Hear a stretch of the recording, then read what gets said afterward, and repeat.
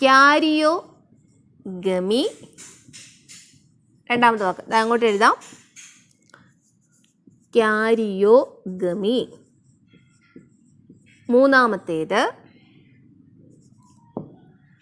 സൈഗോട്ടിൻ്റെ formation. Zygote form ചെയ്താൽ മാത്രം പോരാ, സൈഗോട്ടിൽ ഡിവിഷനൊക്കെ നടക്കണം. ആ ഡിവിഷന് ഒരു പേരുണ്ട്, പേര് മാത്രം ഇപ്പോൾ പഠിക്കുക കേട്ടോ. മിയോസിസ് എന്നാണ് വാക്ക്. മിയോസിസ്. സ്പെല്ലിംഗ് കണ്ടല്ലോ, MEIO. ഇത്രയാണ് കേട്ടോ മിയോ എന്ന് വായിക്കുന്നത്. നോക്കാം നമുക്ക്. അപ്പോൾ ഫംഗസിൻ്റെ സെക്ഷൽ റീപ്രൊഡക്ഷൻ്റെ സ്റ്റെപ്സ് എന്തൊക്കെയാണ്? പ്ലാസ്മോഗമി വാക്ക് കണ്ടു.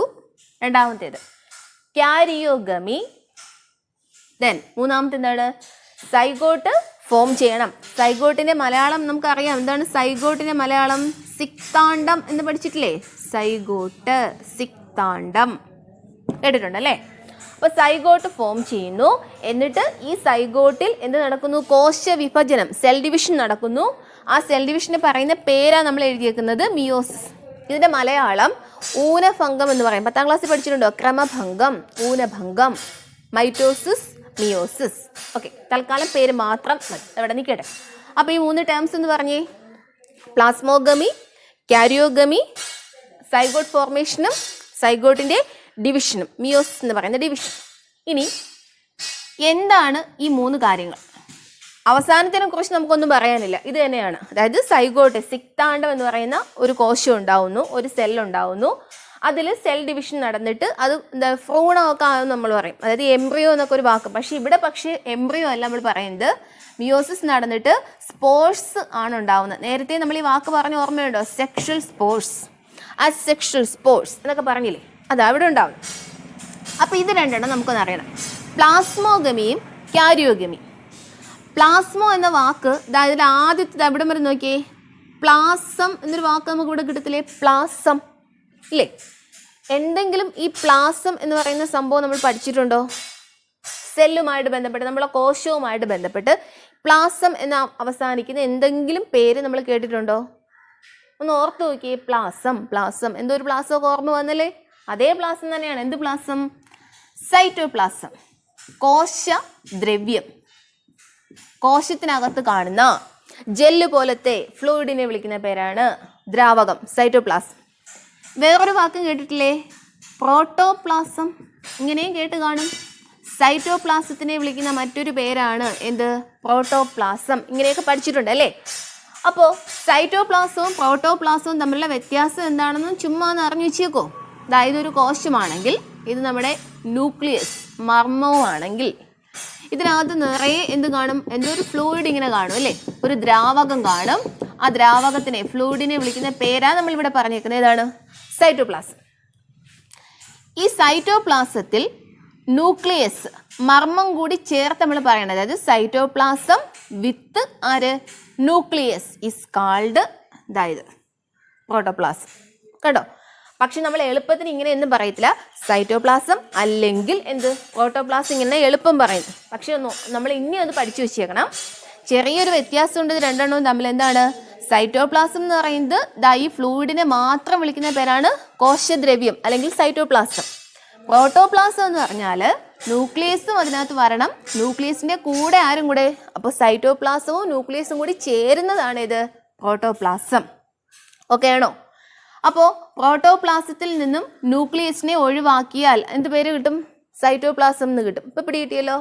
അങ്ങനെയാണെങ്കിൽ ഇത് പറയട്ടെ, പ്ലാസ്മോഗമി. പ്ലാസ്മോഗമി എന്ന് പറഞ്ഞാൽ പ്രോട്ടോപ്ലാസം തമ്മിൽ കൂടിച്ചേരുന്നതിനെ വിളിക്കുന്ന പേരാണ് പ്ലാസ്മോഗമി. ഉദാഹരണം കാണിക്കട്ടോ. ഞാൻ ഒരു കോശം, ഒരു സെല്ലും കൂടെ ഇവിടെ വരയ്ക്കുകയാണ്. കണ്ടല്ലോ? ഇപ്പോൾ 2 എണ്ണമായി. പ്ലാസ്മോഗമി എന്താണെന്ന് കാണിക്കുകയാണ്. ഈ 2 സെല്ലും കൂടി ഇങ്ങനെ അടുത്തടുത്ത് വന്നു. കണ്ടോ? അടുത്തടുത്ത് വന്നിട്ട് ഇതിനിടയ്ക്കുള്ള ഈ കോശഭിത്തിയില്ലേ, ഇതങ്ങ് തന്നെ അങ്ങ് നശിച്ചു പോകും. കണ്ടോ? ഇപ്പം രണ്ടും ഒട്ടി ഒട്ടി ഇരിക്കുകയില്ലേ? ഇടയ്ക്കില്ല, സെൽ വാള്, കോശഭിത്തി ഇല്ല. അപ്പോൾ ഏതൊക്കെ തമ്മിൽ കൂടിച്ചേർന്ന് നോക്ക്. രണ്ടിൻ്റെയും ഈ സൈറ്റോപ്ലാസം തമ്മിൽ അങ്ങോട്ടും ഇങ്ങോട്ടും എന്താവും? മിക്സാവും. മിക്സായിട്ട് ഈ രണ്ട് ന്യൂക്ലിയസിലെ മർമ്മം ഇതിങ്ങനെ അടുത്തടുത്ത് വരും. കണ്ടോ? ഇത്രയും പ്രോസസ്സിനെയാണ് നമ്മൾ എന്ത് വിളിക്കുന്നത്? പ്ലാസ്മോഗമി എന്ന് വിളിക്കുന്നത്. അപ്പോൾ ഒന്നാമത്തെ പിടി കിട്ടിയോ? രണ്ടാമത്തിലോട്ട് പോട്ടോ. ക്യാരിയോഗമി. ക്യാരിയോഗമി എന്ന് പറഞ്ഞാൽ ക്യാരിയോ എന്ന വാക്കിൻ്റെ അർത്ഥം ന്യൂക്ലിയസ് എന്നാണ് കേട്ടോ, മർമ്മം എന്ന് പഠിച്ചു വെച്ചേക്കണം. ഇവിടെ നമുക്ക് അറിയാൻ വേണ്ടിയിട്ടാണ്. അപ്പോൾ ഈ ഗമി എന്ന് പറയുന്നത് ഫ്യൂഷൻ എന്നാണ്. ഗമി മീൻസ് ഫ്യൂഷൻ, കൂടിച്ചേരൽ. അപ്പോൾ പ്ലാസ്മോഗമി പ്ലാസം തമ്മിൽ കൂടിച്ചേരലാണെങ്കിൽ ക്യാരിയോഗമി, ഞാൻ ക്യാരിയോ എന്ന വാക്കിൻ്റെ അർത്ഥം പറഞ്ഞു, ന്യൂക്ലിയസ് ആണ്. അപ്പോൾ ആര് തമ്മിൽ കൂടിച്ചേരുന്നതായിരിക്കണം? ന്യൂക്ലിയസുകൾ തമ്മിൽ കൂടിച്ചേരുന്നതിനെ. അപ്പോൾ ഫ്യൂഷൻ ഓഫ് ന്യൂക്ലിയസ് ആണ് ഏത്? ക്യാരിയോഗമി. കേട്ടോ? അപ്പോൾ ഇവിടെ ആര് തമ്മിൽ കൂടിച്ചേരണം? ന്യൂക്ലിയസുകൾ തമ്മിൽ ഇങ്ങനെ എന്ത് ചെയ്യും? കൂടിച്ചേരും.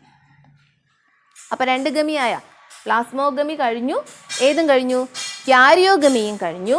ഇനി മൂന്നാമത്തെ പ്രോസസ്സ് ഇത് തമ്മിൽ നല്ലതുപോലെ അങ്ങ് കൂടിച്ചേർന്ന് ഇനി കണ്ടാൽ ഒരു കോശം, ഒറ്റ സെല്ല് കണ്ടോ, അതിനകത്ത് ഒരു ന്യൂക്ലിയസ്. ഇതിപ്പോൾ 2 സെല്ലാണെന്ന് ആരെങ്കിലും പറയുമോ?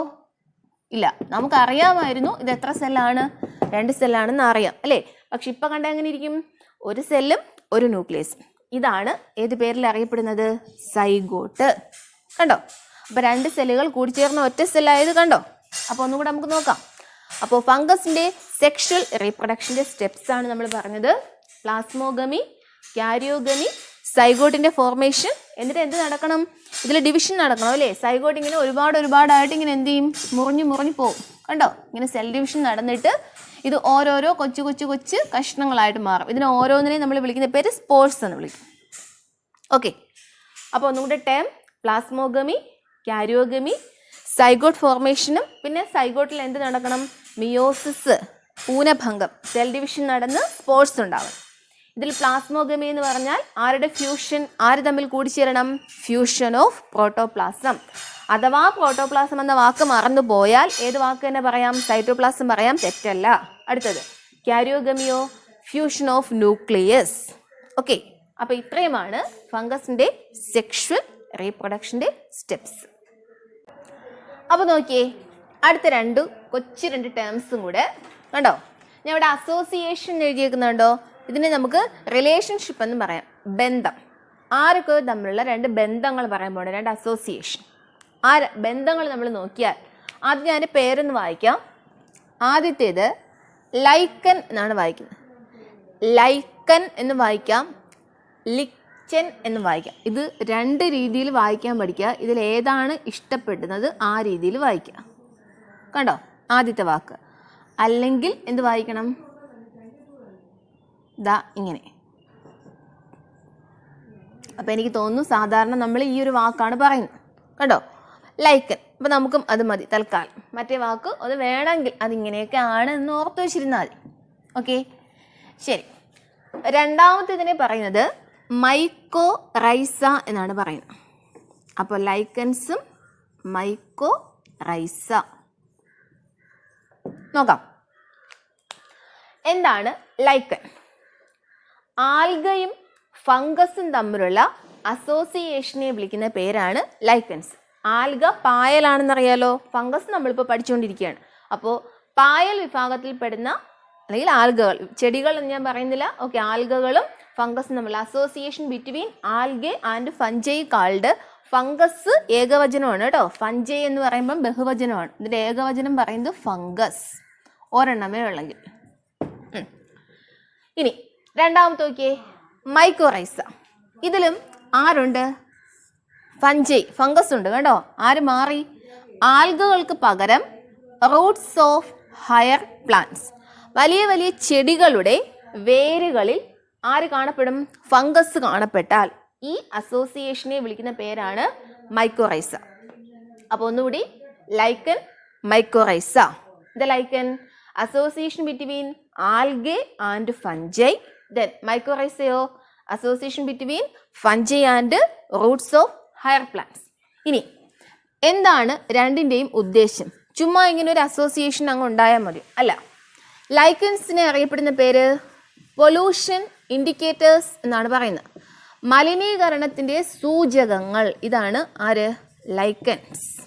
Okay, pollution indicators. അതായത് ഏതെങ്കിലും ഒരു ഏരിയയിൽ പൊല്യൂഷൻ മലിനീകരണം നടന്നിട്ടുണ്ടോ എന്ന് സൂചിപ്പിക്കുന്ന സൂചകങ്ങളായിട്ട് നമുക്ക് ആരെ കണക്കാക്കാം? ലൈക്കൻസ്. എന്തുകൊണ്ടാണെന്ന് ചോദിച്ചാൽ ഒരു ഏരിയ ഹൈലി പൊള്യൂട്ടഡ് ആണെങ്കിൽ, ഭയങ്കരമായിട്ട് മലിനീകരണം നടന്നിരിക്കുന്ന ഒരു ഏരിയ ആണെങ്കിൽ ആ ഏരിയയിൽ ഈ പറഞ്ഞ ലൈക്കൻസ് കാണപ്പെടാറില്ല. അപ്പോൾ ലൈക്കൻസ് ഉണ്ടെങ്കിൽ അവിടെ എന്ത് കുറവ്? പൊല്യൂഷൻ കുറവ്. ലൈക്കൻസ് ഇല്ലെങ്കിൽ അവിടെ എന്തുണ്ട്? പൊല്യൂഷൻ നന്നായിട്ടുണ്ടെന്ന് മീനിങ്. പിടികിട്ടിയോ? അപ്പോൾ ലൈക്കൻസ് പൊല്യൂഷൻ ഇൻഡിക്കേറ്റേഴ്സ്. ഇനി മൈക്കോറൈസയുടെ ജോലി, ഇത് സോയിലിന് ആവശ്യമായ ചില ന്യൂട്രിയൻസ്, നൈട്രജൻ, ഫോസ്ഫറസ് പോലുള്ള ന്യൂട്രിയൻസിനെയൊക്കെ മണ്ണിൽ ഫിക്സ് ചെയ്യാൻ, ചെടികളുടെ വേരുകൾക്ക് വലിച്ചെടുക്കാൻ പറ്റുന്ന രീതിയിലാക്കി കൊടുക്കുന്ന ജോലിയാണ് ആരുടേത്? മൈക്കോറൈസയുടെ. അപ്പോൾ രണ്ടും ഓക്കെയാണോ? ലൈക്കനും മൈക്കോറൈസ്. അപ്പോൾ ഇതുവരെ നമ്മൾ പറഞ്ഞ ടേംസ് മാത്രം ഞാൻ ഒന്ന് പറയണേ. നമ്മൾ കിങ്ഡം ഫഞ്ചി തുടങ്ങി. അപ്പോൾ നമ്മൾ പറഞ്ഞ ടേംസ് ആ ഓർഡറിനെ ഓർത്തേ. ആദ്യം ഹൈഫ അല്ലെങ്കിൽ ഹൈഫേ, രണ്ടാമത്തേത് മൈസീലിയം, അടുത്തത് സെപ്റ്റേറ്റ്, അസെപ്റ്റേറ്റ്. ഞാനിത് പറയുമ്പം അതെന്താണെന്ന് ഓർക്കാൻ ശ്രമിക്കണം. ഇനി അസെപ്റ്റേറ്റിൽ സീനോസൈറ്റിക് കണ്ടീഷനും സെപ്റ്റേറ്റിൽ ഡൈകാരിയോൺ. ഓർമ്മയുണ്ടോ? പിന്നെ നമ്മളൊരു ഫ്ലോ ചാർട്ട്, റീപ്രൊഡക്ഷനെ മൂന്നായി തിരിച്ചു. Vegetative, asexual, sexual. വെജിറ്റേറ്റീവിൽ ഫിഷൻ, ബഡ്ഡിങ്, ഫ്രാഗ്മെൻറ്റേഷൻ, അങ്ങനെ പേരൊക്കെ പറഞ്ഞു. അസെക്ഷലും സെക്ഷലും സ്പോർട്സ് ആണെന്ന് പറഞ്ഞു. ഗ്യാമേറ്റ്സിൻ്റെ പേര് ഐസോഗ്യാമേറ്റ്സ്, അനൈസോഗ്യാമേറ്റ്സ്, ഊഗ്യാമേറ്റ്സ്. പിന്നെ ഈ ഒരു സെക്ഷനിലോട്ട് വരുന്നതിന് മുമ്പ് സെക്ഷൽ റീപ്രൊഡക്ഷൻ്റെ സ്റ്റെപ്പ് എന്തൊക്കെയായിരുന്നു? പ്ലാസ്മോഗമി, കാരിയോഗമി, സൈഗോട്ടിൻ്റെ ഫോർമേഷനും മിയോസിസ്. അത് കഴിഞ്ഞാൽ രണ്ട് അസോസിയേഷൻ, രണ്ട് ബന്ധം. ഇത് നമ്മളെ സിംബയോട്ടിക് റിലേഷൻഷിപ്പ് എന്നാണ് പറയുന്നത്. സിംബയോൺസ്. സംഭവം ഒന്നുമില്ല, രണ്ട് പേര് തമ്മിലുള്ള ബന്ധം.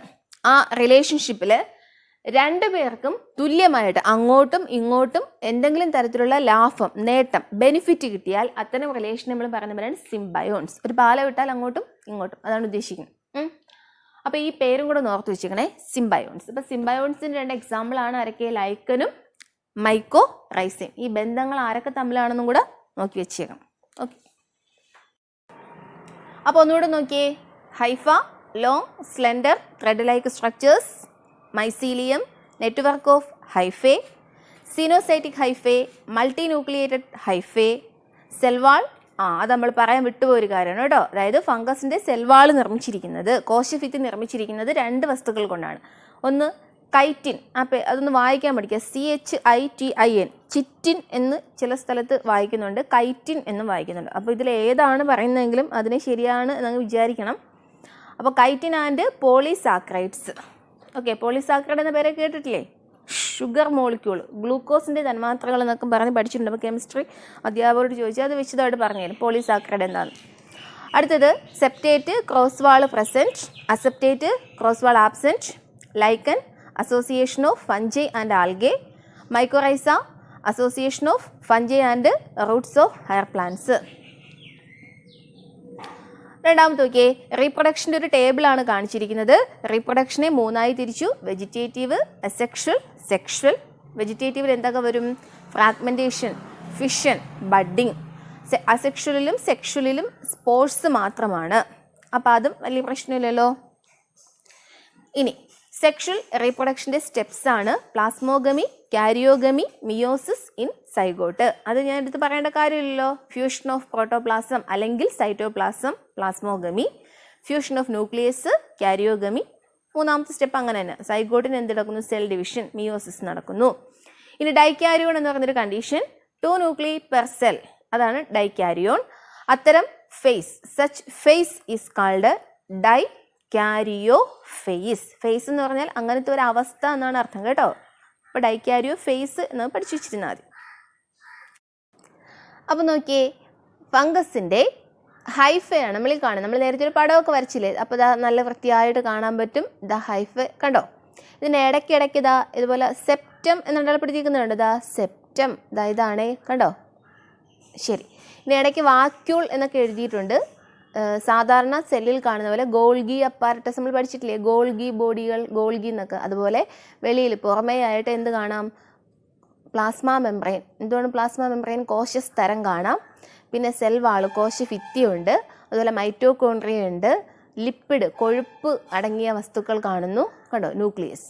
ഇനി ഇതിൻ്റെതാ ഈ ഒരു ഭാഗം വലുതാക്കി കാണിച്ചിരിക്കുന്നതാണ് ഇതാ ഇവിടെ.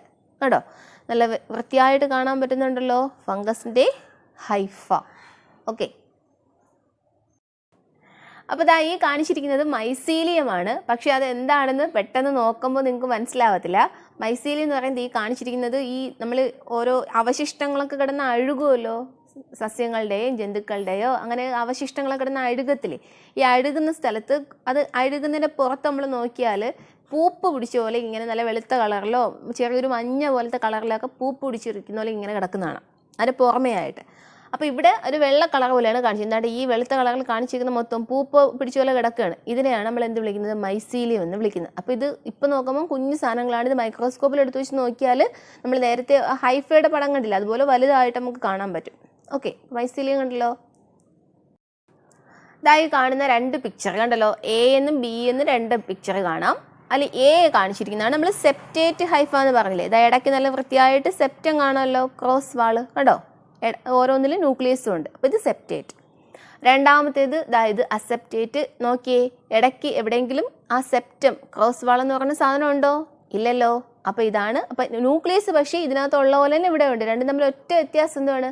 ഇതിൽ സെപ്റ്റം ഉണ്ട്, ഇതിൽ ഏതില്ല? സെപ്റ്റം ഇല്ല. ഓക്കെ, അപ്പോൾ നേരത്തെ കാണിച്ചതുപോലുള്ള ഒരു ഫിഗർ തന്നെയാണ്. അതായത് ആദ്യം കാണിച്ചിരിക്കുന്നത് സെപ്റ്റേറ്റും രണ്ടാമത്തേത് അസെപ്റ്റേറ്റും. ഇത് കുറച്ചുകൂടെ ക്ലിയർ ആയതുകൊണ്ടാണ് ഞാൻ ഈ ഫിഗർ ഒന്ന് കാണിച്ചത്. ഇതിൽ ഈ രണ്ടാമത്തെ കണ്ടീഷൻ കണ്ടോ, ഇത് തന്നെയാണ് നമ്മൾ നേരത്തെയും കണ്ടത്. അതായത് ഇടയ്ക്ക് എന്തില്ലാത്ത ക്രോസ് വാൾ, സെപ്റ്റം ഇവിടെ ഇല്ലാത്തതിനെ പറയുന്നതാണ് അസെപ്റ്റേറ്റ് ഹൈഫ. ഈ കണ്ടീഷനെ മൊത്തത്തിൽ വിളിക്കുന്ന പേര്, അതായത് മൾട്ടി ന്യൂക്ലിയേറ്റ് കണ്ടീഷൻ ഏത് ഹൈഫയിൽ? അസെപ്റ്റേറ്റ്. അതിനാണ് ഇത് അവിടെ എഴുതിയിരിക്കുന്നുണ്ടോ, സീനോസൈറ്റിക് ഹൈഫേ കണ്ടല്ലോ. അപ്പോൾ ഈ കണ്ടീഷൻ നമുക്ക് എന്ത് വിളിക്കാം? Coenocytic condition. ഈ രണ്ടാമത്തേതാണ്, ആദ്യത്തേത് സെപ്റ്റേറ്റ് ആണ്. ഓക്കെ, അപ്പോൾ ഇത് നോക്കിയേ, ഇതിൽ ആദ്യം കാണിച്ചിരിക്കുന്ന 1 2 3 4 ഇത്രയും പിക്ചർ തൽക്കാലം നമുക്കിപ്പോൾ ആവശ്യമില്ല. A B C D C വരെ, എ ബി സി ഇത് 3 തൽക്കാലം നോക്കണ്ട. കാരണം ഇപ്പം ഇത് നമ്മൾ കാണുന്ന ഹൈഫയാണ്. ഇതൊരു ഹൈഫ, ഇത് രണ്ടാമത്തെ ഹൈഫ, തമ്മിൽ കൂടിച്ചേരുന്നു കേട്ടോ. എന്നിട്ട് കൂടിച്ചേർന്നിട്ട് ഒരു ഹൈഫയിൽ തന്നെ 2 ന്യൂക്ലിയസ് വീതമാണ് കാണിച്ചിരിക്കുന്നത്. 2 കളറിൽ കാണിച്ചിരിക്കുന്നത് അതുകൊണ്ടാണ്. അപ്പോൾ ഈ കാണിച്ചിരിക്കുന്ന ഒരു മുഴ പോലത്തെ ഒരു ക്ലാമ്പ് എന്നൊക്കെ പറഞ്ഞ് എഴുതിയിട്ടുണ്ട്. അതൊന്നുമില്ല, 2 എണ്ണം തമ്മിൽ ഒന്നിൻ്റെ മുകളിൽ ഒന്ന് കിടക്കുന്നതാണ് കാണിച്ചിരിക്കുന്നത്. അപ്പോൾ ഇത്രയും തൽക്കാലം കളയുക. നമുക്ക് ആവശ്യം ലാസ്റ്റ് ഇതാണ്ട് ഈ ഫിഗറാണ് കണ്ടോ. നല്ല സൂക്ഷിച്ച് നോക്കിയേ. ഇടയ്ക്ക് സെപ്റ്റം കാണാം. ഇവിടെ ഒരു സെപ്റ്റം ഉണ്ട്, ഇവിടെ അടുത്ത സെപ്റ്റം, ഇത് അടുത്ത സെപ്റ്റം കണ്ടോ. അങ്ങനെ ഓരോ സ്ഥലത്തും സെപ്റ്റം കാണിച്ചേക്കുന്നുണ്ടോ. ഇനി ആ ഓരോ സെപ്റ്റത്തിനകത്ത് നോക്കിയാണ്, ആ ഓരോ സെപ്റ്റം ആ സെപ്പറേഷൻ വരുന്ന സ്ഥലത്ത് 2 ന്യൂക്ലിയസ് വീതമില്ലേ നോക്കിയേ കണ്ടോ. ആ ഒരു ചുവപ്പും ഒരു നീലയുമാണ് 2 ന്യൂക്ലിയസ് ആയിട്ട് കാണിച്ചേക്കുന്നത്. കറക്റ്റായിട്ട് എല്ലാത്തിലും ഉണ്ടല്ലോ. ഇതിനെയാണ് നമ്മൾ ഡൈകാരിയോൺ, അതായത് ഒരു സെല്ലിനകത്ത് എത്ര ന്യൂക്ലിയസ്? 2 ന്യൂക്ലിയസ് എന്നല്ലേ നമ്മൾ പഠിച്ചത്. അപ്പോൾ ഡൈകാരിയോൺ എന്ന കണ്ടീഷനാണ് ഈ കാണുന്നത്. ഈ ഹൈഫയെ നമുക്ക് എന്ത് വിളിക്കാം? Dikaryotic Haifa. ഈ ഫേസ്, ഈ അവസ്ഥയെ പറയുന്ന പേര് ഡൈകാരിയോ ഫേസ് എന്നൊക്കെ പറയാൻ പറ്റും. ഓക്കെ, അപ്പോൾ നോക്കിയേ, ഈ കാണുന്നതാണ് ലൈക്കൻസ്. ഇതൊരു തടിയാണ് കാണിച്ചിരിക്കുന്നത്, മരം മുറിച്ചൊക്കെ ഇടുമ്പോഴത്തേക്ക് കിടന്ന് പഴകുമല്ലോ അത്. അങ്ങനെ കിടക്കുമ്പം ആ തടിയുടെ പുറത്ത് ഇതുപോലെ ഈ പച്ച ഈ കാണുന്നത് ഫുള്ളും മൈക്കോറൈസയാണ്. ഈ പച്ച കളറിൽ തന്നെ കാണണമെന്നില്ല, അതാണ്ട് ഇതുപോലത്തെ കളറിൽ കാണാം. ഇത് കുറച്ചുകൂടെയൊക്കെ പൊക്കത്തിലിച്ച് ചെടി പോലെയൊക്കെ നമുക്ക് തോന്നും, കുഞ്ഞു പുല്ല് പിടിച്ചിരിക്കുന്ന പോലെയൊക്കെ തോന്നും. അങ്ങനെയൊക്കെ വരുന്നതെല്ലാം ലൈക്കൻസ് ആണ് കണ്ടല്ലോ. അപ്പോൾ ലൈക്കൻസിനെ കണ്ടാൽ തിരിച്ചറിയണം. ഈ കാണിച്ചിരിക്കുന്നത് മൈക്കോറൈസ നമ്മൾ പഠിച്ചില്ലേ, ആ മൈക്കോറൈസ ഫോം ചെയ്യുന്ന പ്രോസസ്സാണ് ഈ കാണിച്ചിരിക്കുന്നത്. അതായത് ഇതൊരു മരമാണ് കണ്ടല്ലോ. ഈ ഒരു ഓറഞ്ച് കളറിൽ ആരോ മാർക്ക് ഇതാണ് ഇങ്ങോട്ട് വന്നിട്ടുള്ളതുണ്ടോ. അതുപോലെ ഇവിടുന്ന് ഒരു നീല ആരോ മാർക്ക് അങ്ങോട്ട് പോയിട്ടുണ്ട്. ഇതൊരു മരം. മരത്തിൻ്റെ വേര് ശ്രദ്ധിച്ച് നോക്കിയാൽ താഴെ കാണാം. മരത്തിന് ഇപ്പുറത്തോട്ടായിട്ട് ഇവിടെ ഒരു കുമിൾ നിൽപ്പുണ്ട്. കുമിൾ ഫംഗസ് എന്നാണ് നമ്മൾ നേരത്തെ പറഞ്ഞതാണ്. ഈ കുമിളിൻ്റെ ആ താഴത്തെ ആ വേരുകൾ നോക്കിയാൽ വെള്ള കളറിൽ കാണിച്ചിരിക്കുന്നുണ്ടോ. ഇത് ആരുടെ വേരിലോട്ട് പടർന്ന് പിടിക്കുന്ന പോലെ കാണാം? മരത്തിൻ്റെ വേരുകളുമായിട്ട് അറ്റാച്ച് ചെയ്യുന്നത് കാണാം കണ്ടോ. നല്ല വ്യക്തമായിട്ട് കാണാൻ പറ്റുന്നുള്ളൂ. കുമിളിൻ്റെതായി വേര് മരത്തിൻ്റെ വേരിലോട്ട് പോവുകയാണ്. എന്നിട്ട് ഇത് തമ്മിൽ ഇങ്ങനെ ഒരു ബന്ധം എവിടെയെങ്കിലും ഉണ്ടാവും. രണ്ടും തമ്മിൽ പെനഞ്ഞ് രണ്ടും കൂടെ മിക്സ് ആയിട്ട് അങ്ങ് മാറും.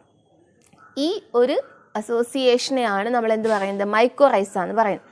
ഇനി അഥവാ ഇവിടെ ഈ കുമിൾ ഇല്ലായിരുന്നു എന്ന് വെച്ചു, ഇവിടെ മരമുണ്ട്, ഈ മരത്തിൻ്റെ മുകളിൽ കുറേ സാധനങ്ങളൊക്കെ കിടന്ന് അഴുകി ഇവിടെ നല്ലപോലെ ഒരു അഴുകൽ പ്രോസസ്സൊക്കെ നടന്നിട്ട് അതിനകത്ത് എന്തുണ്ടാവും, ഫംഗസ് ഉണ്ടാവും. അങ്ങനെ ഫംഗസ് ഉണ്ടായാലും ഈ മണ്ണിലൂടെ ഫംഗസിൻ്റെ ഇതുപോലത്തെ ഈ വേരുകൾ ഇങ്ങനെ താഴേക്ക് വന്നിട്ട് ഇത് ആരുമായിട്ടൊരു ബന്ധം സ്ഥാപിക്കും, ഈ മരത്തിൻ്റെ വേരുകളുമായിട്ടൊരു ബന്ധം സ്ഥാപിക്കും. അപ്പോൾ ഈ വേരിങ്ങനെയല്ല നമുക്ക് കാണാൻ പറ്റുന്നത്, ഈ ഒരു വെള്ള കളറും കൂടി എൻ്റെ പുറത്തിങ്ങനെ പടർന്ന് പിടിച്ചിട്ട് ഒരു വെള്ള നിറത്തിലൊക്കെ നമുക്ക് കാണാൻ പറ്റുന്നത്. ഇതിങ്ങനെ സ്പ്രെഡായിട്ട് വ്യാപിച്ച് പോകും മണ്ണിൻ്റെ അടിയിലോട്ട്. എന്നിട്ട് ഇത് ചെയ്യുന്ന എന്താണെന്ന് നോക്കിയാണ്, അതായത് മണ്ണിൽ നിന്ന് ഈ മരത്തിന് ആവശ്യമായ വാട്ടറും മിനറൽസും ഒക്കെ, അതായത് മിനറൽസൊക്കെ പോഷക ഘടകങ്ങളാണ് നമുക്കറിയാലോ, ഇതൊക്കെ ഈ മൈക്കോറൈസ എന്ന് പറഞ്ഞ ഈ അസോസിയേഷൻ ആർക്ക് ആഗിരണം ചെയ്ത് കൊടുക്കും, അബ്സോർബ് ചെയ്ത് കൊടുക്കും, ഈ മരത്തിന് അബ്സോർബ് ചെയ്ത് കൊടുക്കും.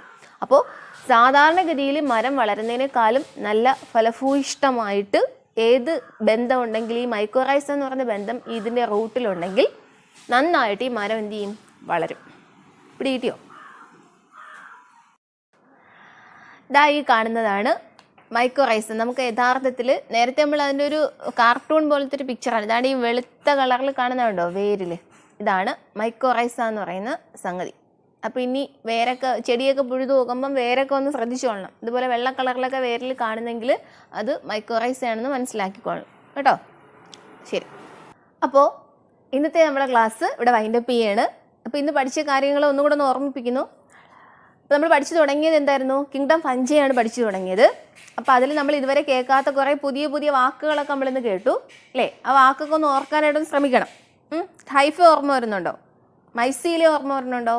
അതുപോലെ സെപ്റ്റേറ്റ്, അസെപ്റ്റേറ്റ്, സീനോസൈറ്റിക് കണ്ടീഷൻ, ഡൈക്യാരിയോൺ, ആ സെക്ഷൽ റീപ്രൊഡക്ഷൻ്റെ സ്റ്റെപ്പ് എന്ന് പറഞ്ഞ് നമ്മൾ പഠിച്ചു 3 എണ്ണം. അതിൽ പ്ലാസ്മോഗമിയും ക്യാരിയോഗമിയും ഓർമ്മ വരുന്നുണ്ടോ?